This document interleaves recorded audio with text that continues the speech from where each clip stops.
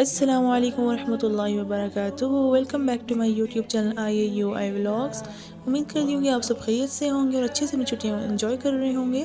So guys, आज की जो मेरी वीडियो है वो है IAUI के ग्रेडिंग सिस्टम के ऊपर। वीडियो बनाने का जो मकसद है वो ये है कि जो न्यू स्टूडेंट्स आए हैं अब उनके लिए मैंने वीडियो बनाई थी, ताकि ग्रेडिंग सिस्टम के बारे में ज़्यादा स्टूडेंट्स को नहीं पता होता और GPA का CGPA का नहीं पता होता, तो मैंने उससे रिलेटेड ये इन्फॉर्मेशन में इजाफा हो जाएगा, तो मतलब इसके लिए मैंने ये वीडियो बनाई है। सो वीडियो को स्टार्ट करते हैं। और स्टार्ट करने से पहले गुजारिश है हमेशा की तरह कि अगर आप लोग मेरे चैनल पर न्यू हैं तो काइंडली मेरे चैनल को सब्सक्राइब करें, वीडियो अच्छी लगे तो लाइक करें, कमेंट करें और शेयर करें। सो अब हम चलते हैं वीडियो की तरफ। सबसे पहले मैं आप लोगों को बता दूं कि हमारी यूनिवर्सिटी की एक ऑफिशियल वेबसाइट है IIUI वेबसाइट। मतलब आप गूगल में सर्च करेंगे तो आपको मिल जाएगी, नाम से चलिए आपको वहाँ पर अवेलेबल होगी। तो जो स्टूडेंट मुझसे पूछ रहे थे कि हम प्रोग्राम वगैरह हम कहाँ से देखें, जो मतलब एडमिशन के हो रहे थे या जिनको ऐसे मतलब क्वेश्चन से कोई भी यूनिवर्सिटी से रिलेटेड अगर उनको मतलब फ़ीस से रिलेटेड, तो मैं आपको बता दूं कि ये वेबसाइट है यूनिवर्सिटी की ऑफिशियल वेबसाइट है। तो आप इस पर जाके आप मतलब वहाँ पे ऑप्शंस होते हैं और आपको जिस चीज़ से भी आपको रिलेटेड मतलब कोई क्वेश्चन है तो आप वहाँ से कमेंट कर सकते हैं आराम से। सो अब आ गई है हमारी ग्रेडिंग स्कीम। तो मैं आप लोगों को बता दूँ सबसे पहले, ये तो हर तरह मतलब हर यूनिवर्सिटी में ऐसा ही होता है कि यहाँ पे मतलब GPA होता है और CGPA होता है। ठीक है, आपके जो सेमेस्टर वाइज आपका GPA होता है और एंड पर तमाम जो जितने भी होते हैं ना तमाम सेमेस्टर्स के मतलब जो GPAs होते हैं उनको कैलकुलेट करके जो आपका निकलता है वो होता है CGPA। ठीक है, तो अब मैं आपको बता देती हूँ कि आप जैसे कि आपको ये आप देख रहे होंगे कि अगर आपके 80% से अबव मार्क्स हैं किसी सब्जेक्ट में तो आपका A ग्रेड बनता है, मीन्स आपका 4 GPA बन जाता है उस पर। और अगर इसी तरह 75 से 79 के दरमियान मार्क्स हैं तो आपका B+ ग्रेड बनेगा, मीन्स आपका GPA 3.50 बनेगा। और इसी तरह अगर 70 से 74 तक परसेंटेज है तो आपका GPA जो है वो 3 बनेगा और ग्रेड आपका B बनेगा। और 65 से 69 के दरमियान अगर परसेंटेज है तो आपका C+ ग्रेड बनता है और आपका GPA बनता है 2.50। इसी तरह अगर आपकी परसेंटेज 60 से लेकर 64 के दरमियान आती है तो आपका जो ग्रेड है वो बनेगा C और आपका GPA बनेगा 2। और सेम इसी तरह जो लास्ट होता है, अगर आपके अगर जो ग्रेड है वो आता है आपका D+ आता है तो मीन्स आपकी जो मार्क्स हैं वो 55 से लेकर 59 के दरमियान मीन्स आपकी परसेंटेज बनती है और आपका जो GPA होगा वो होगा 1.50। तो इसके बाद D ग्रेड भी होता है लास्ट जो होता है। अगर आपके 50 से लेकर 54 के दरमियान मार्क्स हैं तो आपका जो GPA होगा वो मतलब ग्रेड D बनेगा और आपका GPA बनेगा 1। तो मैं आपको बता दूं D के बाद फेल कंसिडर होता है। अगर 50 से आगे नीचे आगे परसेंटेज है ना 49 होगी 48, तो उसके बाद फेल कंसिडर होता है। और मैं आपको एक और बात बता दूं कि बिलो 50 फेल कंसिडर होता है। और अगर आपके इससे सेमेस्टर भी आता है वो सीज़ हो जाता है। फिर जो सेमेस्टर होता है वो इसलिए होता है क्योंकि बिलो 50 से नीचे फेल हो जाता है, तो इस वजह से आपको फिर अगर आप सीज़ हो जाता है आपका तो आपको फिर न्यू से एडमिशन लेना पड़ता है। तो ये थी जो मतलब जो नॉर्मल जो होती है ग्रेडिंग सिस्टम और उनके ग्रेड्स वगैरह GPA का बनता है। और ये जो प्रोसीजर था वो मैंने आपसे शेयर कर दिया। अब हम चलते हैं आगे GPA और CGPA का डिफरेंस मैं आपको बताती हूँ। और उसके अलावा ये मैंने एक और भी थोड़ी स्लाइड मैंने आपके साथ शेयर की है, आप यहाँ से भी देख सकते हैं कितनी परसेंटेज पे कितने आपके पॉइंट्स बनते हैं, ग्रेड पॉइंट्स। अब मैं आपको बताती हूँ GPA क्या होता है और CGPA।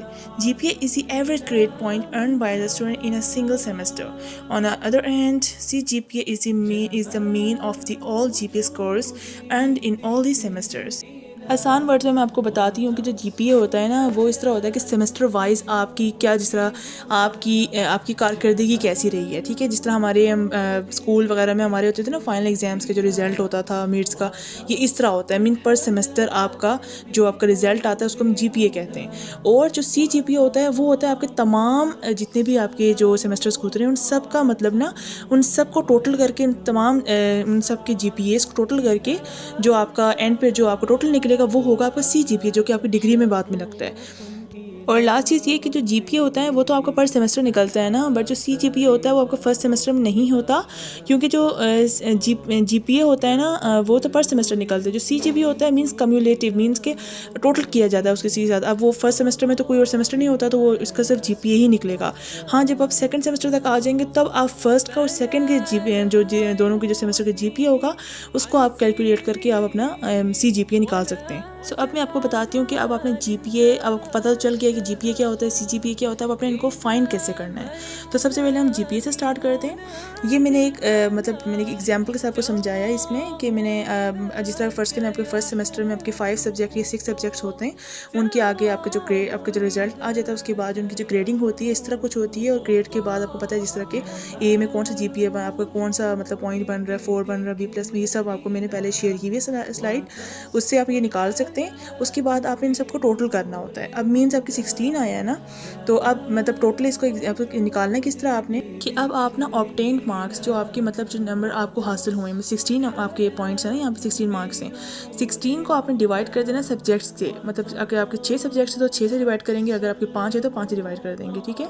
तो इसको जब आप डिवाइड करेंगे तो आपका जो निकलेगा, जब जिस यहाँ पे 2.6 है तो मीन्स ये आपका जीपीए है। जीपीए इसी तरह फाइंड होता है। अब हम चलते हैं आगे सी जीपीए की तरफ। सो जैसे कि मैंने आपसे कहा था कि सी जीपीए डिफरेंट होता है, अलग होता है, क्योंकि ये इसमें टोटल किया जाता है, सम किया जाता है, 2 से ज़्यादा होने चाहिए, ठीक है। अब यहाँ पे मैंने एग्जांपल दी हुई है, जैसे अगर मैं अपने पहले 2 सेमेस्टर का सी जीपीए निकाल रही हूँ, तो फर्स्ट सेमेस्टर में जब मैंने एक्सपोज किया हुआ 6 सब्जेक्ट्स थे मेरे, सेकंड में भी 6 सब्जेक्ट्स हैं, ठीक है। देन मैंने दोनों के जो मतलब दोनों के जीपीए, दोनों जो मेरे सेमेस्टर में जीपीएस आए मैंने उनको निकालना है। जैसे फर्स्ट के लिए मेरे फर्स्ट सेमेस्टर में 3 जीपीए आया है और सेकंड में 3.2 आ गया या 4, जो भी है आप करना चाहते हैं, जितना भी आपका है आप उतना करके फिर आपने एंड पे क्या करना है, आपने अब अपने इन दोनों जो जीपीएस है ना, आपने अब इनकी एवरेज निकालना है ना आपने। तो अब आपने ऐसा करना है कि आपने इन दोनों को आपने प्लस कर देना है। जैसे 3 को प्लस कर दें 3.2 के साथ, जितने आपकी जीपीए दोनों की जीपीए आए, ठीक है, उसको आपने डिवाइड करना है 2 पे। अब 2 से डिवाइड क्यों किया, क्योंकि हमने 2 सेमेस्टर का निकाल रहे हैं अभी। अगर आपके 3 सेमेस्टर होते तो हम इसको डिवाइडेड बाई 3 करते, अगर 4 होते तो 4 से करते। मतलब आपके जितने सेमेस्टर जो आगे फर्स्ट सेमेस्टर के अलावा, फर्स्ट सेमेस्टर में नहीं होता ये, अगर 2 सेमेस्टर हो गए, 3 हो गए, तो आप उसको नीचे डिवाइडेड बाई 2 कर देंगे, 3 कर देंगे। वो आपकी पर डिपेंड करता है कि आपके कितने सेमेस्टर्स हो गए। बहुत ज़्यादा स्टूडेंट्स का मेरे से क्वेश्चन ये होता है कि आप ही बता दें कि अगर कोई सब्जेक्ट फ़ेल हो जाए तो उसको वापस कैसे क्लियर करें हम सब्जेक्ट को। तो उसका ये तरीका होता है कि समर कैंप लगता है यूनिवर्सिटी में, 2 महीने का होता है, जुलाई और अगस्त का महीना होता है, क्योंकि इन 2 महीनों में बाकी तमाम डिपार्टमेंट्स को छुट्टियाँ होती हैं, सिवाय उसदीन शरीन ला और बाकी एक डिपार्टमेंट और होता है, इनके अलावा बाकी तमाम डिपार्टमेंट छुट्टियाँ होती हैं। तो ये आपके पास एक बेस्ट अपॉर्चुनिटी होती है कि आप इन 2 महीनों में, मगर आपको आना पड़ेगा, अगर ये 2 महीने आप लगाते हैं तब आ जाके आप अपने सब्जेक्ट क्लियर कर सकते हैं, ठीक है। और मैं आपको बता दूँ इसका तरीका ऐसे होता है कि आप देखें, अगर कोई आपको सब्जेक्ट फेल हुआ है तो वो आपकी फ़ीस जो थी उसमें से तो कुछ नहीं कटेगा, मतलब वो तो आपकी फ़ीस मतलब वो तो आपने दी हुई है। उसके अलावा आपको इसकी मज़ीद फ़ीस जमा करवानी पड़ती है, इसकी अलग से फ़ीस देनी पड़ती है, क्योंकि समर कैंप में आप अपने 2 महीने खुद से लगा रहे हैं, ठीक है। तो वो डिपेंड करता है कि आपके कितने सब्जेक्ट्स हैं। फ़ीस का जो इशू है वो मतलब जो आपका फ़ीस का मसला होता है ना, वो आपकी कोऑर्डिनेटर हल करती हैं। आप मतलब अगर आप देना चाहते हैं सब्जेक्ट में क्लियर करना चाहते हैं तो आप अपने कोऑर्डिनेटर के पास जाएंगे, उनको बताएंगे ऐसा मसला आपने कि अपने सब्जेक्ट को मतलब देना है, आपने क्लियर करना है, तो आप लिहाजा मतलब मेरा फ़ीस चलान जो है वो जनरेट कर दे, तो ये आपकी कोऑर्डिनेटर आपको जनरेट करके देंगी। और अगर अब जहाँ तक बात है एचओडी से आपने क्या करवाना है कि एचओडी को आपने पहले एप्लीकेशन लिखनी होती है। एप्लीकेशन क्यों लिखनी होती है, मतलब क्योंकि आप अपने एचओडी को बताती हैं कि मेरा ये मसला है, मतलब इसमें मेरे सब्जेक्ट जो था मैं उसको दोबारा से क्लियर करना चाहती हूँ। और इसका बेस्ट जो होता है ना वो हल, वो हम लोगों ने ये निकाला हुआ कि अब क्लास की जो 2-3 लड़कियाँ या जिन लड़कियों ने इम्प्रूव करना है या जिनके मतलब सब्जेक्ट फेल हो गए हैं, तो वो सब मिलकर जाएँ, इकट्ठी जाएँ और वो जाके फिर एचओडी से जाके बात करें, एप्लीकेशन दें, तब ज़्यादा चांसेस होते हैं कि एचओडी अप्रूव कर लेंगी। तो ये तो तरीका था कि फेल स्टूडेंट जो हैं अगर वो मतलब दोबारा से देना चाहते हैं तो ये उनके लिए था कि वो इस तरह समर कैंप लगा सकते हैं।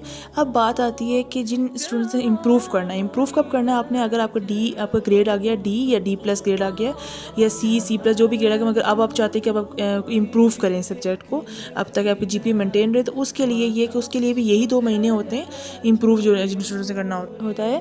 और मैं आपको बता दूं कि जिन स्टूडेंट्स ने इम्प्रूव करना होता है ना, ये उनके ऊपर डिपेंड करता है, ये कोई मस्ट नहीं होता उनके लिए, ये उनकी मर्ज़ी पे होता है। अगर वो करना चाहते हैं तो वो करना मतलब ईज़िली कर सकते हैं। और दूसरी बात ये बता दूं कि जो स्टूडेंट्स इम्प्रूव करते हैं ना, वो मतलब अपने अगर फर्स्ट के ना वो 3rd सेमेस्टर में, तो उसमें जाने के बाद वो मतलब एक सब्जेक्ट पिछले सेमेस्टर जिसका इम्प्रूव करना उसका भी साथ उठाकर उसकी भी साथ स्टडी कर सकते हैं। मीन्स ये कि आप अपने सेमेस्टर के साथ आप 2 सब्जेक्ट्स पीछे से उठा लें, जो भी कि आपके जिन्हें मार्क्स कम है, जिनकी इम्प्रूव करना है, तो ये एक बेस्ट अपॉर्चुनिटी है उनके लिए कि ताकि जल्दी से उनका कवर अप हो जाए पीछे से। ये तो चीज़ें तो क्लियर हो गई पीछे कि हमने जो अभी डिस्कस की कि आपने सब्जेक्ट को इम्प्रूव करना हो तो वो कैसे करना है, और अगर आपने मतलब कुछ आपका सब्जेक्ट फेल हो जाए तो उसको आपने कैसे वापस क्लियर करना है। इसके अलावा बहुत ज़्यादा लड़कियाँ मुझे क्वेश्चन करती हैं कि आप ये बताएं कि सेमेस्टर सीज होना क्या होता है, कि सेमेस्टर सीज कब होता है। तो मैं आपको बता दूँ कि सेमेस्टर सीज इस कंडीशन में होता है अगर आपका GPA 2 से नीचे आ जाए, ठीक है। जहाँ तक मेरी इन्फॉर्मेशन है वो यही है कि 2 से अगर आपका GPA नीचे आ जाता है, मीन्स 1 की लाइन में अगर आपका आ जाता है 1.9 1.8, तब आपका सेमेस्टर जो होता है वो डिपार्टमेंट की तरफ से सीज कर दिया जाता है। इस कंडीशन में अगर आप उसी सब्जेक्ट में आप कंटिन्यू रखना चाहती हैं तो फिर आपको दोबारा से री एडमिशन लेना पड़ता है, ठीक है। आपका अगर सेमेस्टर सीज हो जाता है तो आपको दोबारा से री एडमिशन लेना पड़ता है। और मैं आपको बता दूं कि कोई भी जो डिपार्टमेंट आप लोगों को एक चांस ज़रूर देता है या वार्निंग मिलती है आपको, ताकि आपको शायद नेक्स्ट टाइम आप इसे बेटर कर सकें। तो ये थी मेरी आज की वीडियो। उम्मीद करती हूँ कि आपको वीडियो अच्छी लगी होगी और पसंद आई होगी। अगर आपको इससे रिलेटेड कोई भी इन्फॉर्मेशन है या इससे हटकर कुछ आपने पूछना है मुझसे यूनिवर्सिटी के मुतालिक, तो आप मुझे कमेंट बॉक्स में मैसेज कर सकते हैं, मुझसे पूछ सकते हैं वहाँ पर। वीडियो पसंद आई हो तो वीडियो को लाइक करें, कमेंट करें, शेयर करें, चैनल को सब्सक्राइब करना मत भूलिएगा। मिलते हैं नेक्स्ट वीडियो में नेक्स्ट व्लॉग के साथ, तब तक के लिए खुदा हाफिज़।